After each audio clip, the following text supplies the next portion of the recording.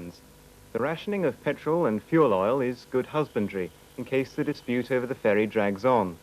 Islanders will get 2 gallons of petrol and 50 gallons of fuel oil a week. It underlines the fact that the island's community may be resilient and hardy, but it can't be self-supporting. The dispute doesn't, of course, directly involve the islands.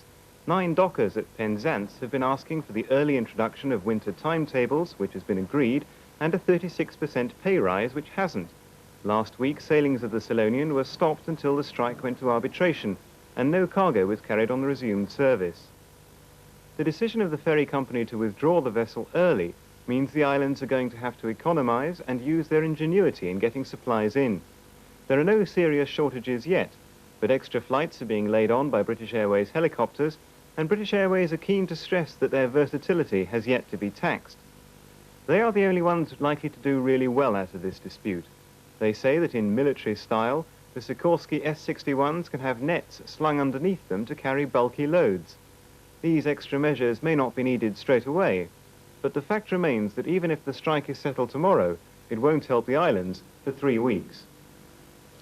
Post office engineers... When supplies run out, 1,800 Solonians depend on the mainland for their heat and light, their food and drink. If the ship doesn't sail, most of the groceries just don't arrive. On the very day the Solonian was withdrawn from service, milk went on ration, and so did petrol.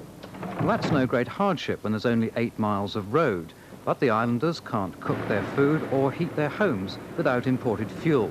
It's either bottled gas or drums of diesel, but in either case the aeroplanes won't carry it. Norman Driscombe runs the major fuel supply company on St Mary's. Well, I feel very bitter, really, that we're being left high and dry, really rock-bottom stock. Well, how short are you? What's going to run out first? Well, domestic heating oil will go within the next 2 or 3 days, and then there just will not be any to spread around. And next after that will come petrol, very soon.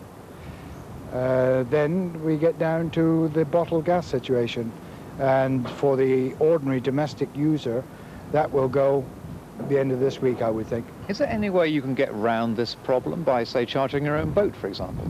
I suppose it could be done, but I don't feel like doing it or trying to until I've researched the situation with the dockers.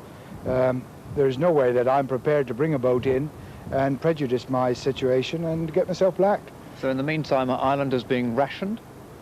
Rationed very severely, yes. Yes. Solonians get used to occasional shortages and no one's going to starve. But housewives are complaining of a sudden jump in the price of meat, and you'll not buy a toilet roll for love or money.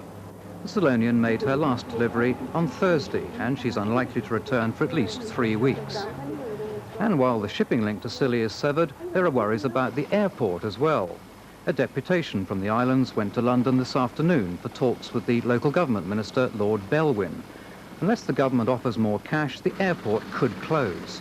The current grant will run out at the end of this month. Could that really happen?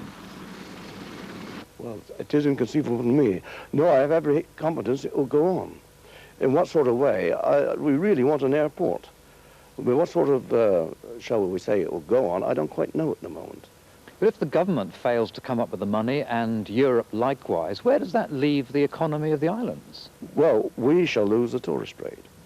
People are not necessarily going to come by boat. People like to have a choice of two.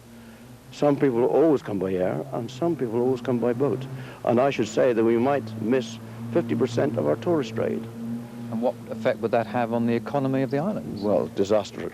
This afternoon, nearly half a ton of milk was flown to the islands, but by this time next week, supplies of fuel could be almost exhausted, and even the pubs will be running out of beer. Mike Whitmarsh on the Isles of Scilly today, reporting on the very real problems facing the islanders. Now,